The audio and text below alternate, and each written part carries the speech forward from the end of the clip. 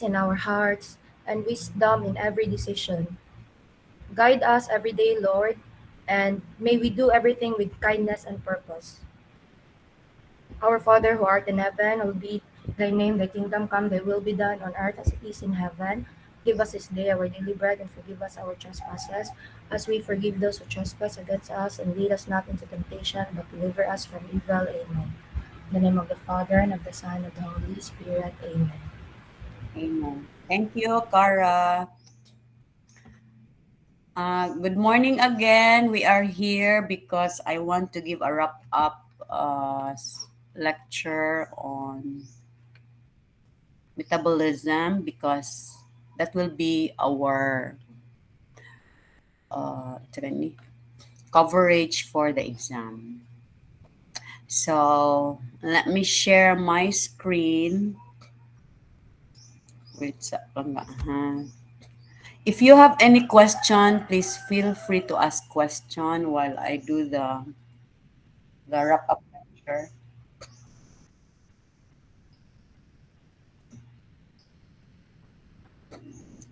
Wait, sa asa naman yung mga tao kasi pag come in. Wait sa ha, wait sa.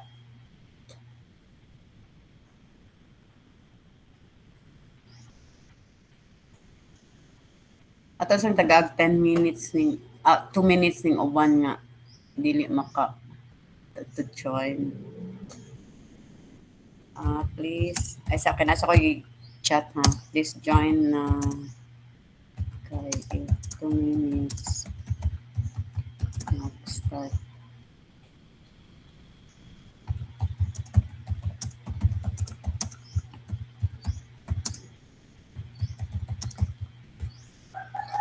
Oh.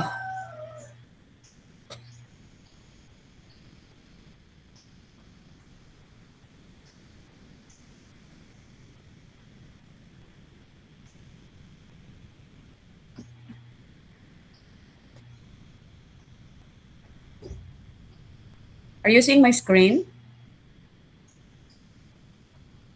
Yes, ma'am. Sige. Okay. You may take down notes ha. Kay ako lang ikuan wrap up raman eh because we have already the recorded lecture. So this is again wrap up. Okay, so the coverage is wait. Okay. So this is a big term, metabolism. I want you to nanapoy magpa-admit. Wait sa.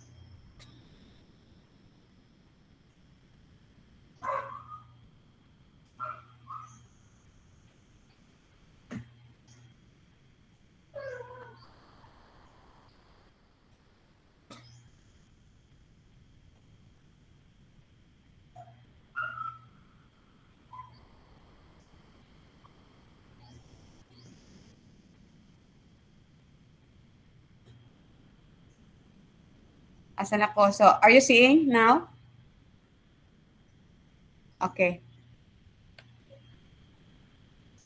So, metabolism is divided into two. So, be sure you know the meaning of these two. I have it in my recorded lecture, the meaning in terms of whether it is a breakdown or a synthesis of big molecules. And on another angle, which of these two produces energy and which of the two needs energy.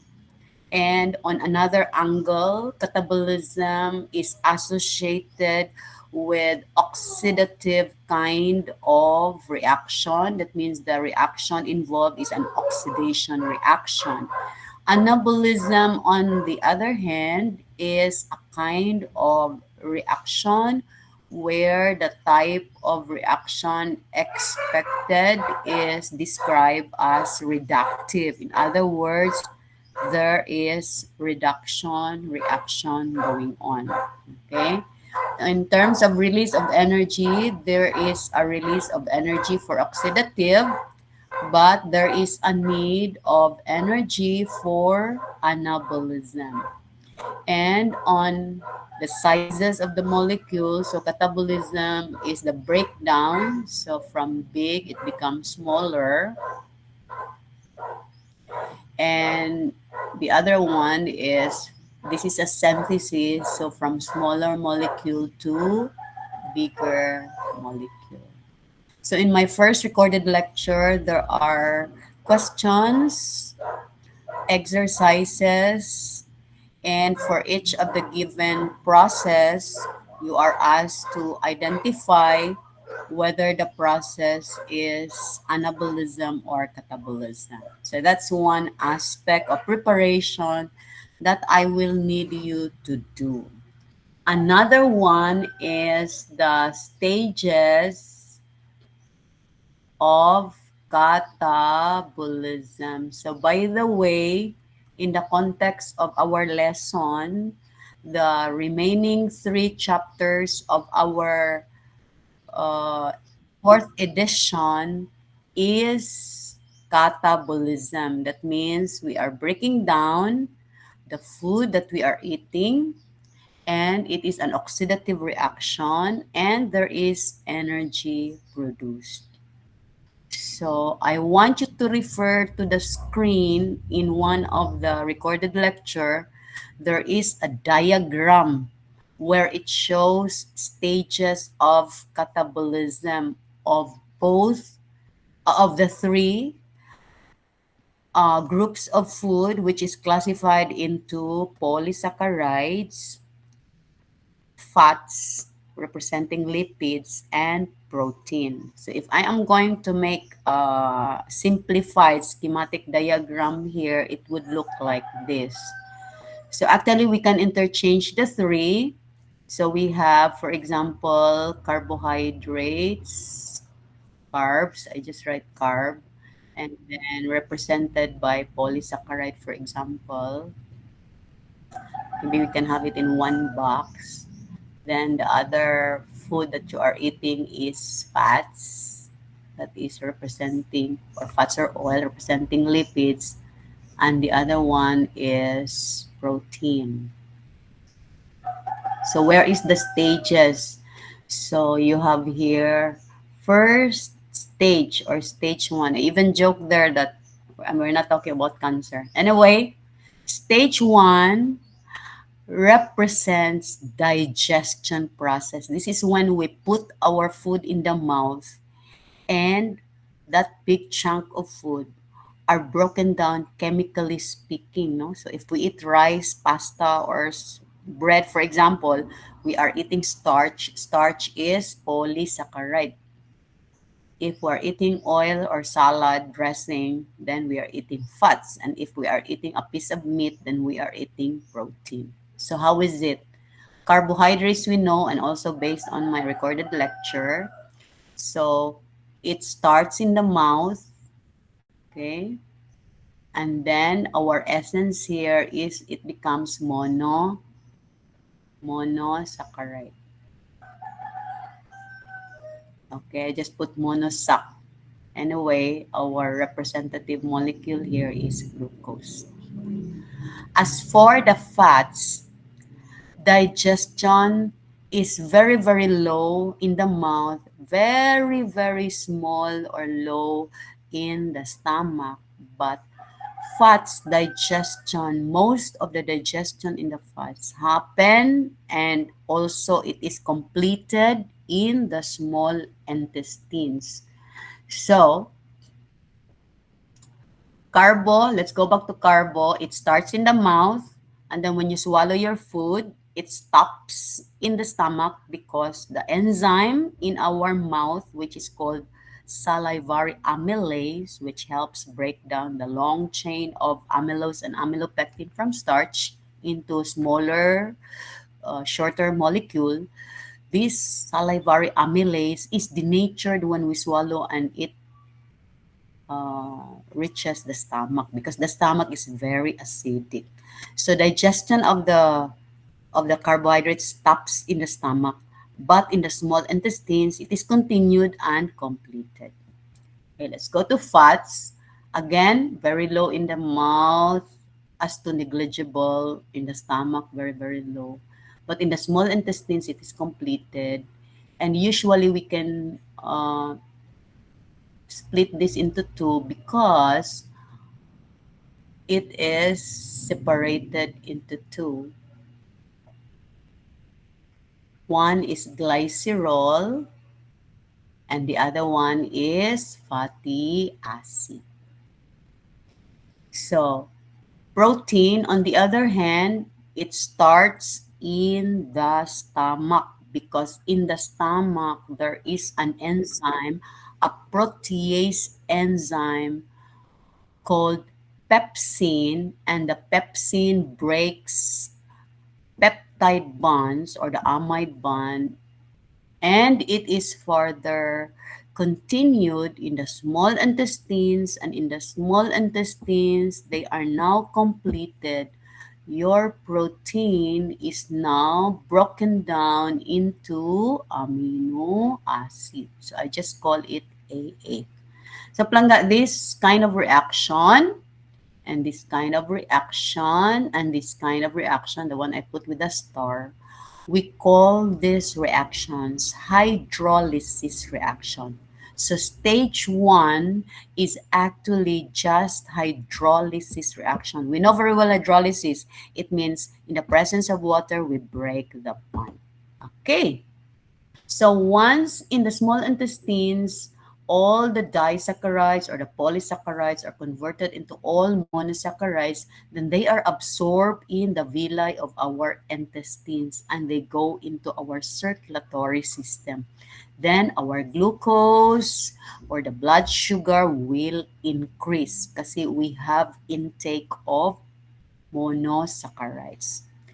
On the other hand, the fats, the glycerol, it will also enter the villi in the small intestines, mga mucosal cells, no, sa atong mga cell walls dito sa small intestines. Now, it will enter, and in the mucosal cell, they are reconnected and they get our body right in the mucosal cells. We get the molecule back as fats. Okay, now these fats in the mucosal cell will now be packaged. So some books will call it repackage. Nganong repackage man? Because at first it becomes fat, it is broken down, but then it is reconstructed again in the mucosal cell. And then they are packaged to become lipoprotein. The lipoprotein that is produced right in our mucosal cells is called the chylomicrons. Pwede ko kabalo spelling. Anyway, just take it down. Okay. Remember, in one of the recorded lecture na ako'y lipoprotein na a type of lipoprotein. Ha? So be sure you know that. Chylomicron, VLDL means very low density lipoprotein. Then naapot ay LDL, the bad cholesterol lipoprotein, and the HDL, high density lipoprotein. Okay, remember, the dietary fats that we have is repackaged into chylomicron. This is the first group of the lipoprotein. Now, I told you the glucose goes into our bloodstream, but plangga kining chylomicron will not be in the bloodstream just from the intestines. They are going to enter our body through the lymph. Atong mga lymph fluid, diha sila. And then right before our heart, na ay dako kayong vein diha, then it will join the bloodstream. So that's how it is. Protein, on the other hand, once they become amino acid, they will cross the villi, the mucosal cell, and then kining amino acids will now be in the bloodstream. Sa plangga, what I am describing you are or is the stage 1. Again, the hydrolysis.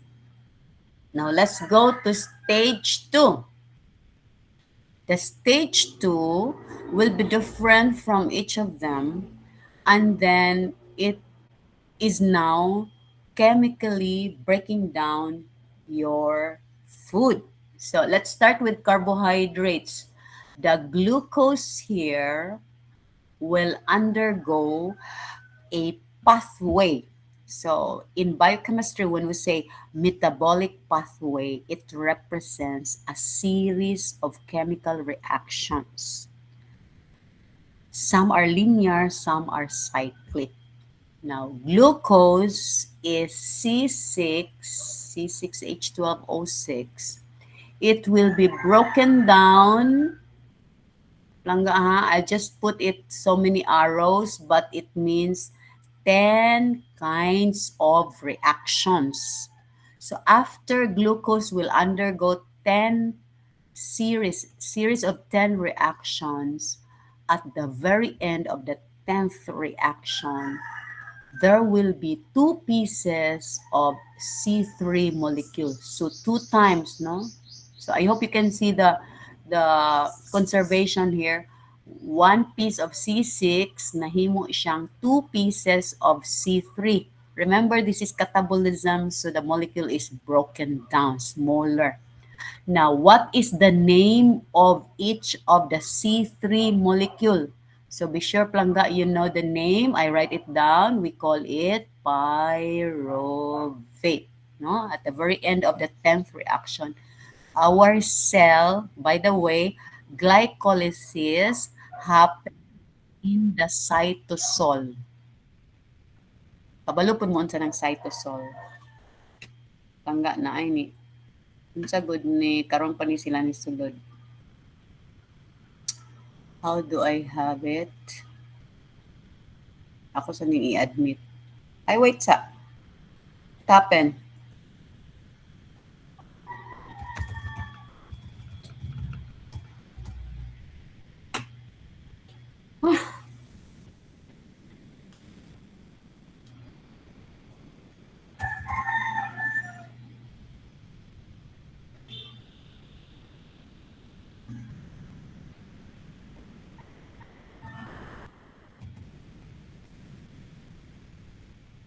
Oh no.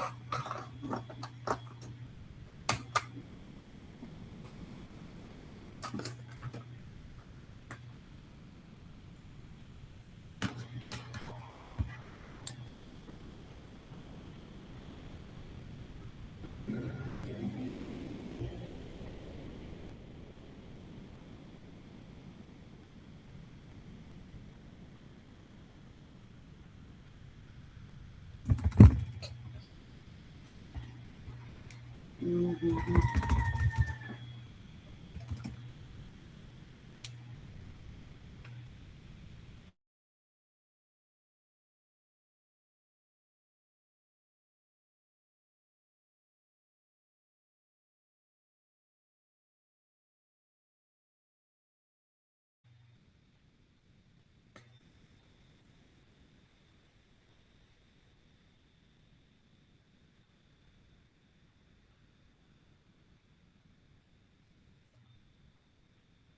Okay na ta? Sorry. Hi. Are we okay? Yes, ma'am. Sige, sorry, naputol ko, nawala jud akong. Yes, ma'am. Okay. Asan ako? Pyruvate na ta? Yes, ma'am. Okay. Pyruvate again, go back, C3 man ni siya, no? So when pyruvate is produced in the cytosol, it will enter the mitochondrion stage 2 ra gyapon ta, stage 2 pa ta. No?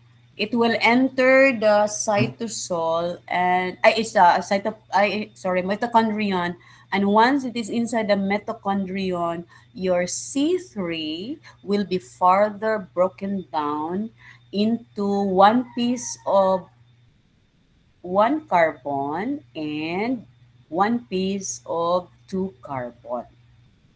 The carbon one is in the form of carbon dioxide. Okay? This is the the gas that we are exhaling, no, carbon dioxide. The other one is called acetyl. Okay, acetyl. Kanang acetyl, this is CH3, mura bag acetic acid. CH3 ana. Okay, then bond. That is oxygen. Now, acetyl will be carried by a big molecule. No, we call it carrier. I have a recorded lecture, Metabolism 1. I am describing some of the carrier. One of that is acetyl, the coenzyme A. So the acetyl will be carried by coenzyme A. So this is how we write that sa biochem.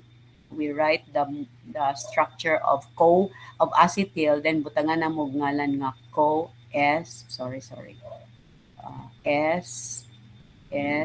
CoA. Okay, CH3 bond C double bond O bond S bond CoA. Kaning CoA plangga stands for the name coenzyme A. So once the coenzyme A gets the acetyl, so the whole thing bears a name. This is what we call sa biochemistry acetyl-CoA. So when we say acetyl-CoA, we are actually just after of the acetyl. Now, if you count the number of carbon here, there are 2 carbons. So that's the essence of acetyl-CoA. We are after of the acetyl. So we just call it acetyl-CoA. Now, I hope you can see the breaking down of the carbon here from C6, name mo siyang 2 pieces of C3. And of course, each of the 2 pieces of the C3 will go to the mitochondrion. Unya may mo siyang 2 carbon dioxide and 2 pieces of acetyl-CoA. Now, once it is already acetyl-CoA, 2 carbon, plangga, that is the end of stage 2 for carbohydrates. Now, let's go back to glycerol. I hope you are looking at me at the screen na ako'y glycerol. The glycerol, plangga, my darling, this is 3 carbon. Plangga, this molecule will join, no? This molecule will join glycolysis. And ultimately, at the end of glycolysis, may mo po siyang pyruvate. Kanya ang pyruvate, may mo na pong carbon dioxide and acetyl-CoA. So, broken down na. Let's go to fatty acid. The fatty acid will, okay, magama ra ko diri spiral, bang, bang, bang, bang, bang, bang, bang, bang, bang, bang, bang. Okay, so this spirally crooked line, we have a name for this, again, series of reaction. We call it a pathway. The name of this pathway is beta-oxidation pathway. That is the name, beta oxidation. Now, it would depend on how long is the fatty acid. Remember, we have already written fatty acid na C10, na C12, C18, C20, no? It would differ in number. So, the essence here is that after the beta oxidation pathway, all of this big, long fatty acid will be converted into a C2 molecule called acetyl-CoA. So ako lang ibutang diri C2, and then again the name is acetyl-CoA. So if you connect this with the carbohydrates, then we can say, ay hala, naparehas na sila. I hope you are getting it, no? So pyruvate become acetyl-CoA, unya after beta oxidation, ay hala, the product are also acetyl-CoA. Palangga, this again represents stage 2. Okay. Now, let's leave the protein a little while. Diha sana siya. Because we are going to proceed stage 3. Okay.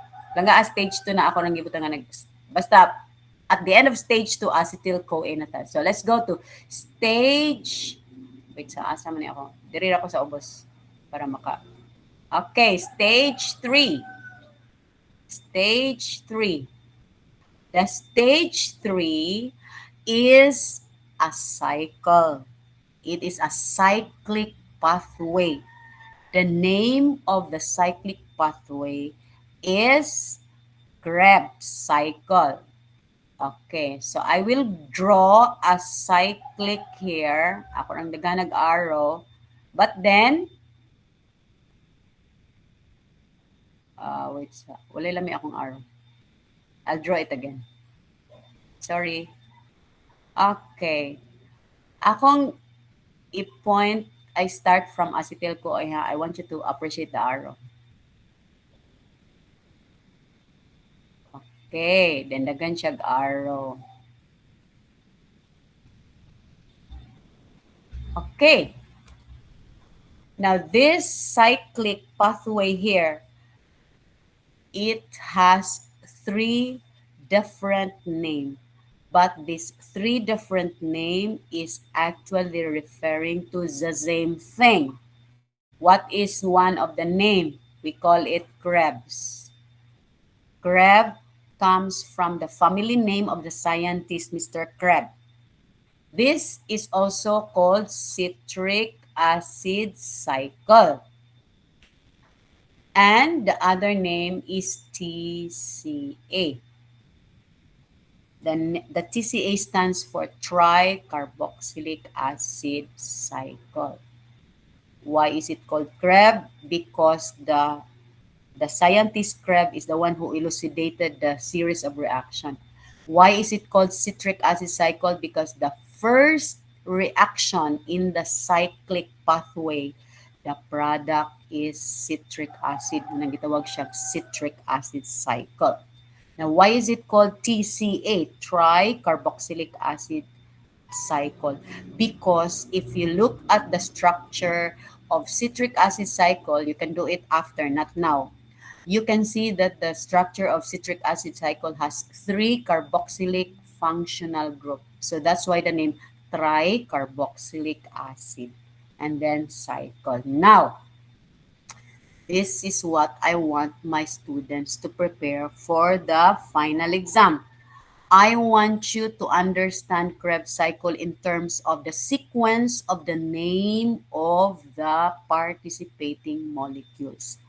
Now, Krebs cycle, you should know that number 1, it happens in the mitochondrion because remember, kaning mga acetyl-CoA, naan ni sila sa mitochondrion.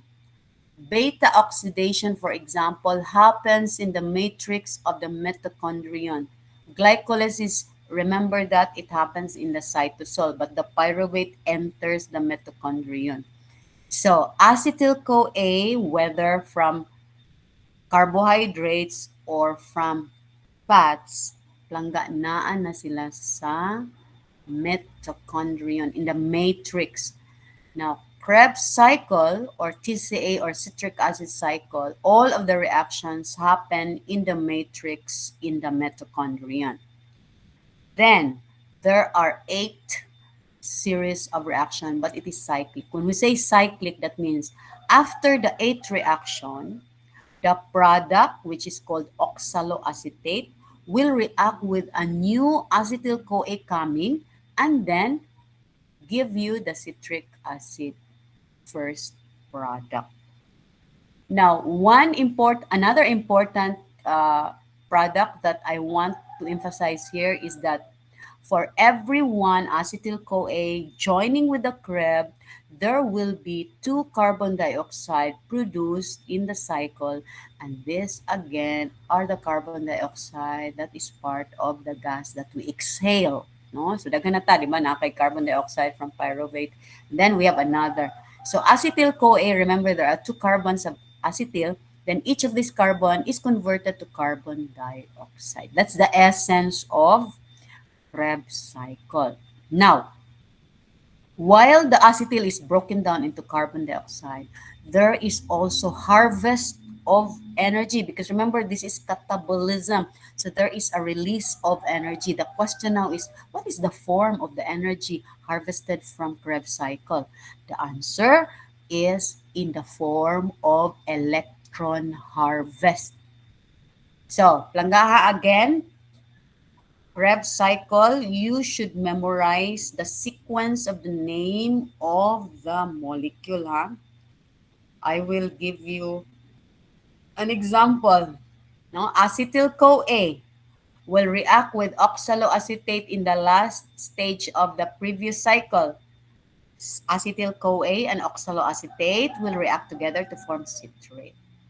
So citrate is the number one molecule. I mean the first product. Citrate is converted to isocitrate. Isocitrate is converted to alpha ketoglutarate. Alpha ketoglutarate is converted to succinyl-CoA. Succinyl-CoA is converted to succinate. Succinate is converted to fumarate. Fumarate is converted to malate, and malate is converted to oxaloacetate. So the very ending molecule is oxaloacetate. Then what happens to that oxaloacetate? It will react with a new acetyl-CoA and then form again the cycle. Gets me, my darling? Are you getting it? Hi, dear? Good. Thank you, Aliyah, for that reaction. So, Planga, the one that I'm chanting now. So, I want you to practice in your notebook in the house. Try to make a cyclic pathway. You label the type, the kind of reaction 1, 2, 3, 4, 5, 6, 7, 8. And then, after each of the reaction, you write the product. So, buta na ni mo, citrate, isocitrate, blah, blah, blah, blah. And then, another one is, I want you to locate which reaction produces the carbon dioxide. Remember, there are 2 carbon dioxide produced. So, be sure you know which reaction produces the carbon dioxide and which reaction produces the other carbon dioxide. And the last aspect for citric acid cycle, be sure you know which reaction produces or harvests electron. How would you know there is harvest of electron? Because you will see this NADH. You will also see FADH2.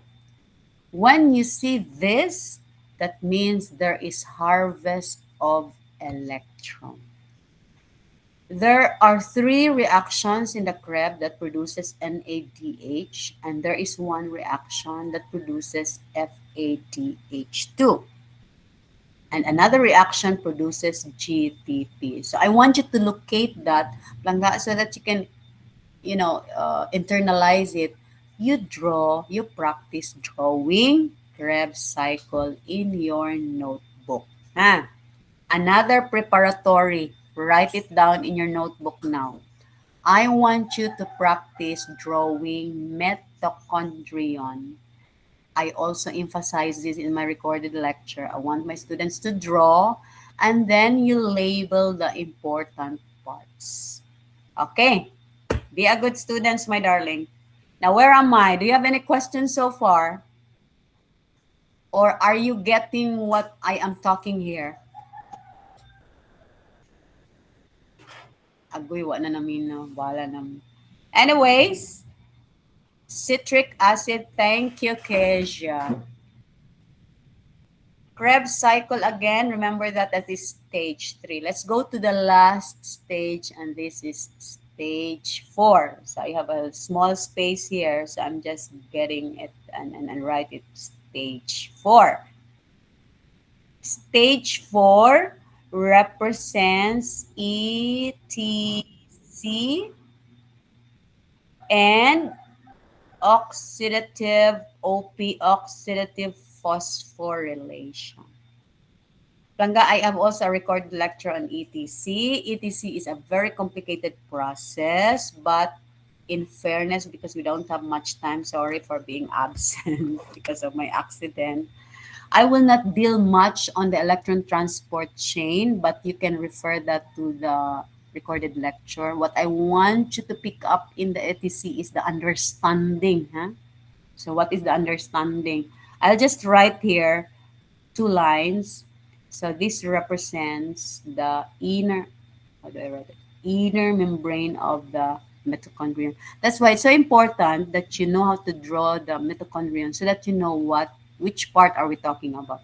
But anyway, the 2 lines here, the 2 lines here represents the inner membrane. Katong mga cristae, folded membrane of the mitochondrion. Langga, there are proteins here, embedded, mga integral protein, some of that is peripheral protein. But anyway, there are 4 protein complex. This 4 protein complex represents what is called in biochemistry ETC, electron transport chain. What is the essence of the process here? Remember in the Krebs cycle, I told you there is harvest of electron. And how do we know that we have harvest of electron? Because we form NADH and FADH2. Now, the electrons that are harvested from the Krebs cycle will be given to the protein complexes in the ETC. No?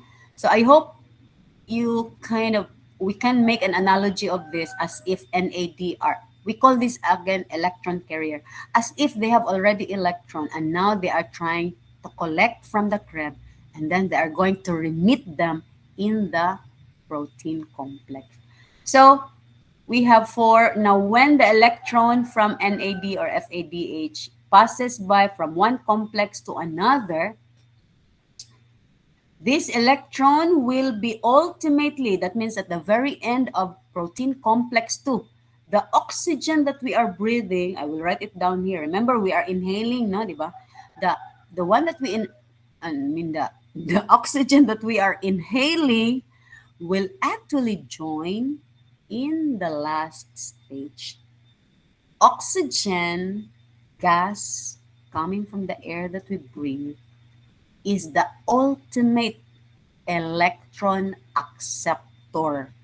So the oxygen will accept all the electrons that is passing by from one complex to another.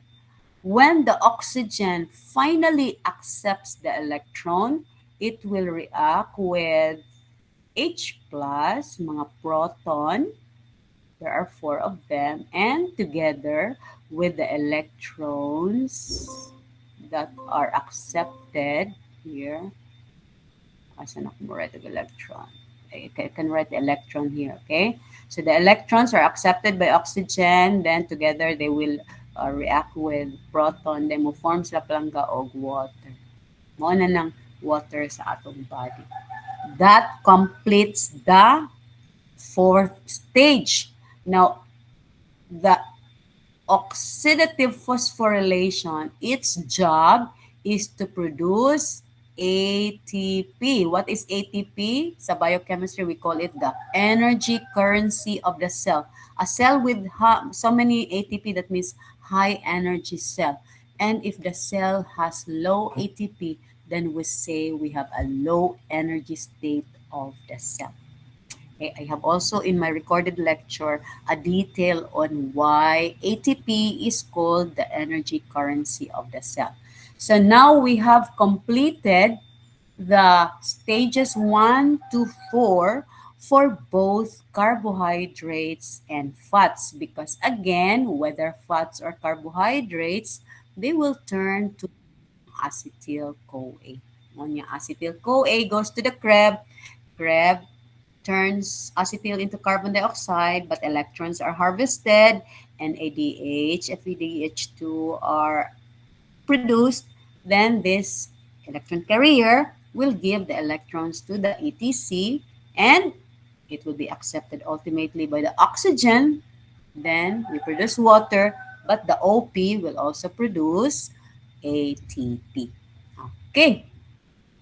So the protein that produces ATP is, we call it ATP synthase. Naapo na sa akong recorded lecture. Okay, so are we good so far in terms of carbs and fats, my darling dear? Good. Thank you, Christine. Now, Planga, let's go to protein. No? Protein is a bit complicated, but again, I'll make it simplified. Now, naanata sa bloodstream, okay? Because now the amino acid is absorbed in the intestines and now it is circulating. The amino acid that goes into our circulatory system, we have a term for that. We call it amino acid pool. No, murag swimming pool ba? POOL. But when we say amino acid pool, it's not actually a particular storage portion or organ. No. It just represents the amount of amino acid that we have at the moment in our system. So man gitawag siya amino acid pool. Now, anything coming from our diet, it will be absorbed, it will contribute to the amino acid pool. Mudaghan ba? We call it positive, no? Nitrogen balance. Now, when the body is in need of, let's say, muscles, or we need to grow our nails or hair, these are proteinaceous molecule. So the body will synthesize the nails, the enzymes, the repair. For example, nasamad ka and your body is repairing, langga, it will get amino acid from the amino acid pool. So to add ana is dietary, ang manguha ana is for body synthesis. So if you are eating a lot of protein at the moment and then you have so many amino acids and then the body removes some of that from the amino acid pool because hindi ka manyag hair or bones, then if there are excess amino acid after the body took so many amino acid for body synthesis, langga, this excess, take it down my darling, any excess amino acid at the moment in our amino acid pool cannot be stored. That is one unique about amino acid. Okay, let's try to contrast that. We go back to carbohydrates here. If we have excess glucose because we are eating a lot of carbohydrates, o ni kaon pa jud tag cake, ninom pa jud tag coke, ni kaon pa jud tag sugar, candy, we have a lot of blood sugar. Our body has a way of storing the excess. Okay, how does the body store the excess? Our body will store glucose into glycogen, and this is stored in our muscles and liver. See, the excess glucose can be stored. Let's go to fats. If we are eating so many fatty food, and then the body breaks it down, nahimo siyang acetyl-CoA, and then napa dyan subra lang nga, that means sit down na ka, sige kagkaog potato chip for example. There are excess. Now the excess fats will be stored. We have a cell in our, we call it adipocytes. The adipocytes are very unique cells. They can store as many fat globules that we want to have because there are excess. Now, in contrast, excess amino acid cannot be stored. So what will the body do for any excess amino acid? It will break it down. So na ay catabolism of amino acid. So now we are going to trace how a particular amino acid will be broken down because this AA is in excess. Okay? So let's start with the box for the AA.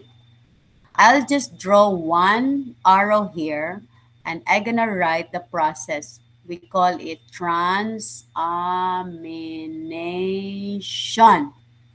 So when we say transamination, it refers to the transfer of amino group. No, I write it down. Amino group. Remember, katong in ani, amino acids has that, right? That's why we call it amino acid because it has amino group. Now, if you have a dietary amino acid, for example, glycine, naaman ay NH2 ng glycine, the body will perform a transamination. So, the amino group from glycine will be transferred. So, iyang tangtangan from the glycine, it will transfer. There is a molecule we generally call it or describe as keto acid. No, I will give a specific example. Alpha ketoglutarate. That is just an example, but just absorb it. So I have an amino acid and I have a keto acid. the amino group from the glycine, which is our dietary amino acid nga excess, will be removed and it will be transferred to alpha ketoglutarate. Once it is transferred, the alpha ketoglutarate will become a new amino acid. And this alpha ketoglutarate turning amino acid, mahimo siya plangga og glutamic acid. Okay? Please absorb the essence here is that the amino group from our dietary glycine, for example, has been transferred. That's why the term of the reaction is transamination. Now, what happens during after transamination? Kaning glycine will now become just called carbon skeleton. Why do we call it carbon skeleton? Because once the amino group of glycine has been already transferred to some molecule, keto acid, ang nabilin plangga sa glycine na puro na lang carbon, wala na siya amino group. So we call it carbon skeleton. But actually, this is just a new keto acid. Anyways, the carbon skeleton, langga ha, I will put an arrow towards Krebs cycle. So the carbon skeleton will now join the stage 3. So as you can see, I want you to appreciate the schematic diagram here. So everything goes or merges to the stage 3. So glycine will go and join the stage 3. Now remember, there are 20 amino acids. So alanine will have a different arrow. If you eat arginine, kanaka exist arginine, it will have a different pathway. Okay? Different amino acids have different catabolic pathway. Each is unique of its own because they have different carbon skeleton. Okay, now in the context of catabolism for amino acids are classified into 2. Let me write it here. Carbon skeleton niya based on the carbon skeleton outcome. So there are amino acids that are classified as ketogenic. Naapoy amino acid that are described as glucogenic. What is the difference between the two? When we say ketogenic, when the amino acid is catabolized, its carbon skeleton will produce ketone bodies. Okay, just write it down, ketone bodies. We will go back to that later. Okay, ketone bodies. When we say amino acid glucogenic, it means the carbon skeleton of this amino acid will turn or can be turned into glucose. Glucogenic. Okay. Now, so remember, each of the amino acid has its own pathway. Now, there are amino acids that are purely ketogenic, there are amino acids that are purely glucogenic, but there are also amino acids that can be both ketogenic or glucogenic. So that's it. So if they go to the Krebs cycle or they become pyruvate or they become ketone bodies, ultimately they are converted to carbon dioxide and the electrons harvested goes to the stage 4 and then the end ATP is produced. Now let's go to this one. Okay, so we are done with the carbon skeleton. Let's trace now what happened to the amino group. Because remember at this stage, we remove that from glycine during transamination. So this is how it is. When the amino group from the dietary amino acid is transferred to the keto acid alpha ketoglutarate, then the ketoglutarate becomes glutamate. Glutamate will undergo a certain reaction. We call it oxidative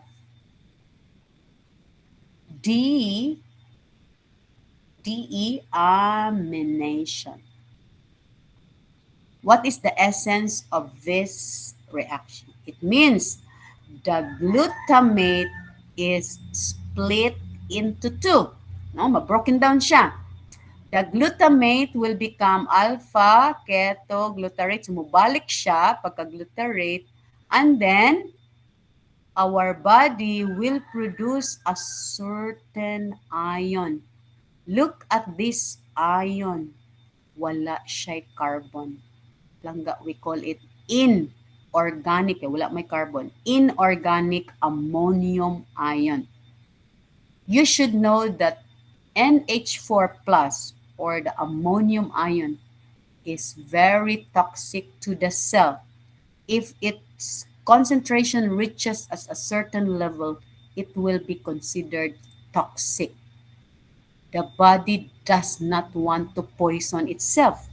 So the body is a perfect machine. It is a way of converting this toxic ammonium ion into a less toxic substance that the body can tolerate and excreted. Now, different animals, different classes of animals has a way of converting ammonium into something. I will emphasize on mammals because we people are mammals. So ammonium ion for mammals will undergo a series of reaction, but I am going to draw a cyclic because this is actually planga is a cyclic pathway. This cyclic pathway is called urea cycle. Okay? Urea cycle again is a very nosebleed reaction, but I want you to pick up the essence. What is the essence?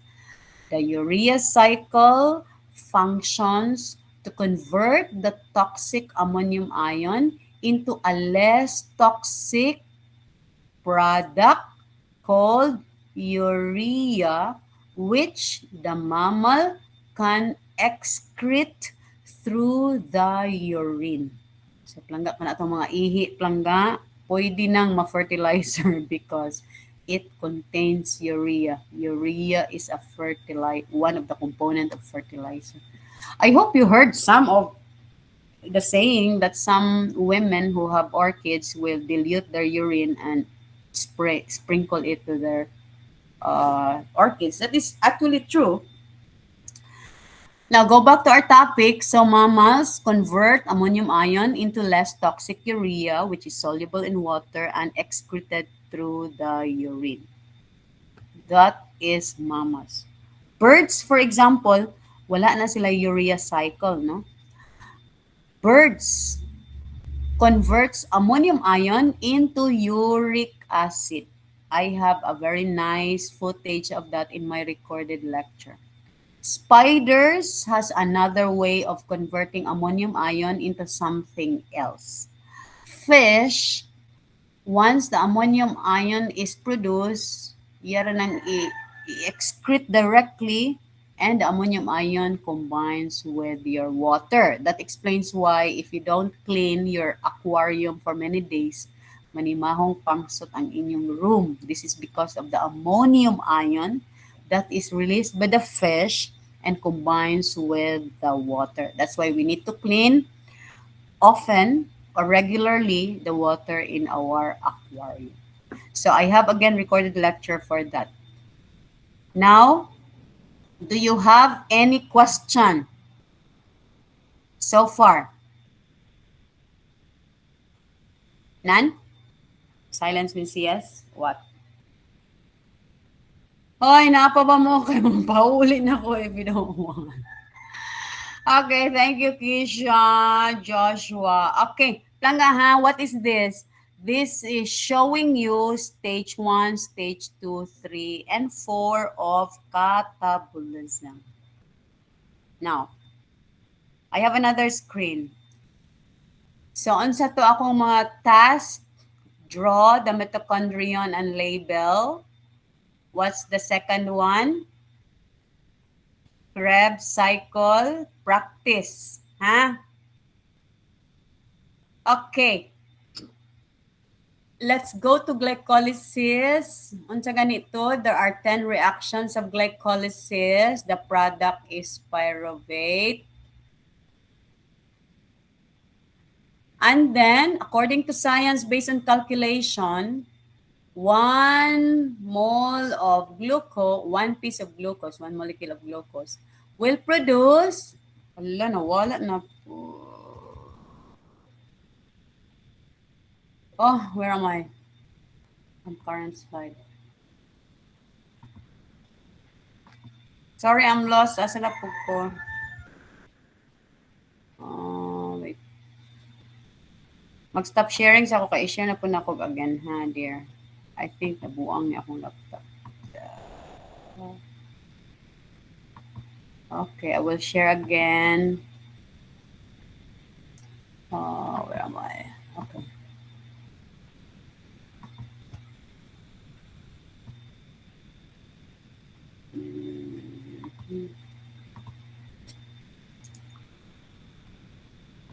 Mawala lagi siya.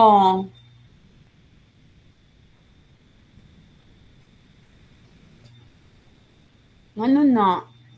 Are you seeing my con? Are you seeing my slide? Somehow? Okay. Sige, dili na lang ko mo slideshow kay murag mawala ko. I don't know. Okay, so where are we? Mitochondrion. Dili na lang ko slot. And then you draw and then the Krebs cycle. Tapa. Let's go to this term, ha, kay I want you to take note of this term. Na kay glycolysis. Asa may lamin? Glycolysis.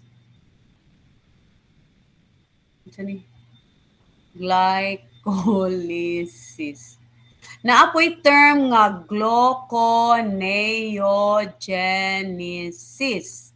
Naapoy glycogenesis. Naapoy glycogenolysis. Langga, I have footage of this in my recorded lecture, so be sure you know. Glycolysis, for example, mingon glucose to pyruvate man na siya, di ba? The process. Kanang gluconeogenesis langga, that is the synthesis of glucose from non-carbohydrate molecule. Non-carb. Remember katong protein nato, mga carbon skeleton, no? They can be made to synthesize glucose. Glycogenesis means na kay excess glucose, the body will convert it into glycogen. And glycogenolysis, when you have glycogen, when you have low sugar, kaya wala ka ni kaon, the glycogen will be broken down to become glucose para naakay source of energy. So be sure you know the differences of this term. Another one is ketone bodies. No, ketone bodies is a term that refers to 3 different molecules, and these different molecules, tulo ni sila kabuk, they are collectively called ketone bodies. Now, let's trace to fatty acid. I told you, fatty acid will undergo beta oxidation. When you have many fatty acid, there will also be plenty of beta oxidation. So ang mahitabo, you will produce a lot of acetyl-CoA. When the body produces a lot of acetyl-CoA, dili kasarang ang Krebs cycle plangga, our body will produce ketone bodies, no? In a very excessive beta oxidation process. The excess acetyl-CoA that does not go into the Krebs will become ketone bodies. Diabetic people have high ketone bodies. Why? Because they cannot process glucose. So they will always use fatty acid beta oxidation. That's why if you notice, kanang mga tao nga diabetic, at first, tambok sila, mas slim down sila because the body use up their fats. Their fats undergo beta oxidation. So, mawala ang ilang mga fats. So, they will have many acetyl-CoA and they will have a lot of ketone bodies. Ketone bodies can be a source of energy. Our heart, for example, is an organ that uses ketone bodies as a source of energy. But you should know that our brain is using glucose. That's why when our sugar is very low, kay wala tani kaon, we feel lightheaded, no, mura ta galutaw because we are in need of blood sugar. Now, in the extreme cases of starvation or diabetic conditions, our brain has no choice, mugamit na lang siya ketone bodies. But in this extreme diabetes and extreme starvation. But for normal condition of the cell, well-fed ta, natin glucose, then our brain will use up glucose. Okay? Now, what task I want you to do? Be sure you know what are the full names of these three molecules that are collectively called ketone bodies. One of that is acetone. So be sure you know the other two. Okay? Now, I also want you to look at the hormones in relation to glucose, for example, and we have glucagon and epinephrine and insulin. So be sure you know the function of this hormone and the effect of them, their effect to our sugar metabolism. So, do you have any questions so far, Planga, my dear?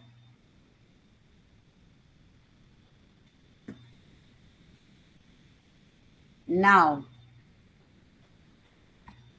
can you please let's open our, I will stop sharing. Let's open our camera. Let's take a picture, please. So, wherever you are, parang makikita ko sa inyo na, kagipingaw na ko ninyo. Hi! Hello! Kumusta na mo? Ay, sige na. Wherever you are, no? Whatever. Hi, ma'am. Hello! Dili pa ko kalakaw. I wish you good luck.